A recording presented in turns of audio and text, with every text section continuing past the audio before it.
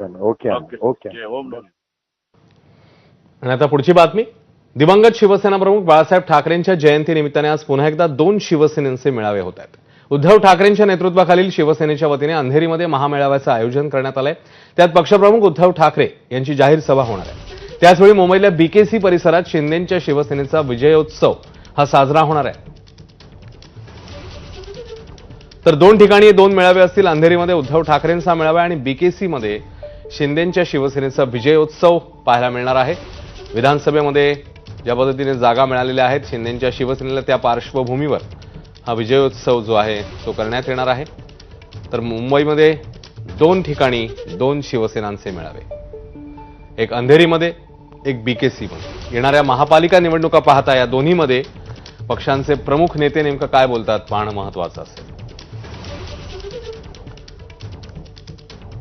तर अंधेरीतल्या मेळाव्यासंदर्भात वेदांत नेब यांच्याकडनं अधिकचे अपडेट जाणून घेऊया. वेदांत, येणाऱ्या पालिका निवडणुका आणि या पार्श्वभूमीवर अंधेरीमध्ये ठाकरेंच्या शिवसेनेचा मेळावा, काय अपडेट्स आणखी?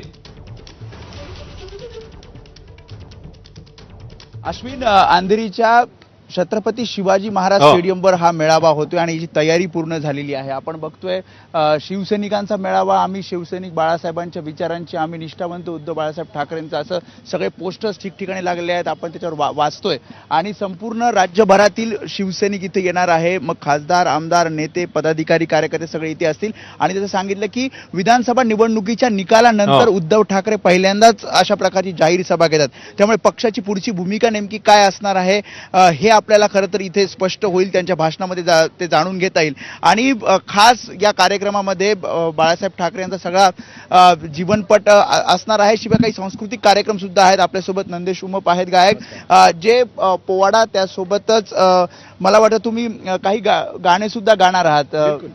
काय नेमकं कशा प्रकारे कार्यक्रम असणार आहे? आज हिंद हृदय सम्राट बाळासाहेब ठाकरे यांची आज जयंती आहे आणि त्या निमित्ताने मज पामराला, मज कलाकाराला इथे बोलावलंय आपली कला सादर करण्यासाठी. आणि आम्ही इथे पोवाडे गाणार आहोत, इकडे शूरवीरांची कथा इथे सांगणार आहोत, छत्रपतींची आरती इथे होणार आहे. आणि त्याचबरोबर विशेष म्हणजे आज बाळासाहेबांची जयंती असल्यामुळे जो लोकशाहीर विठ्ठल उमप यांनी पोवाडा लिहिला होता बाळासाहेबांचा तेव्हा, कारण बाळासाहेबांचं आणि बाबांचं खूप सख्य होतं, खूप मैत्री होती आणि त्यांनी माझ्यावरही आमच्यावर खूप प्रेम केलं. तर तो पोवाडा बाबांनी लिहिला होता. तर तो आज मला योग येतोय की बाळासाहेबांवरची एक कथा, त्यांनी आयुष्यात खूप कामं केली आहेत, पण त्यातल्या काही छोट्या त्यांच्या महत्त्वाच्या गोष्टींवर आम्ही दृष्टिक्षेप टाकणार आहोत. आणि त्याचा पोवाडा त्यांच्या जन्मापासूनचा किंवा त्यांनी केलेल्या अगदी 66चा म्हणजे उद्घाटन जेव्हा शिवसेना उभी राहिली तेव्हापासून 85चा काळ असेल किंवा 95चा असेल, तर हे टप्पे जे गोंधळ सुद्धा गाणार, जे शिवसेनेचे गोंधळ सुद्धा गाणार आहोत. कारण तो गोंधळ आम्ही नवरात्रमध्ये रेकॉर्ड केला होता, तो गोंधळ होईल.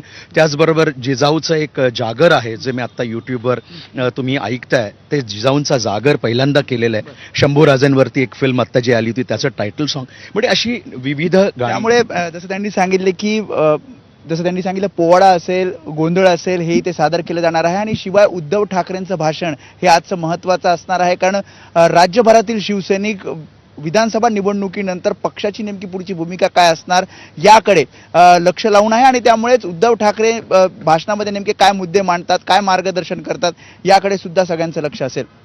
अश्विन, वेदांत आपल्या सोबतच राहा. आपण जाऊया, सूरज सावंत आपल्या सोबत आहेत.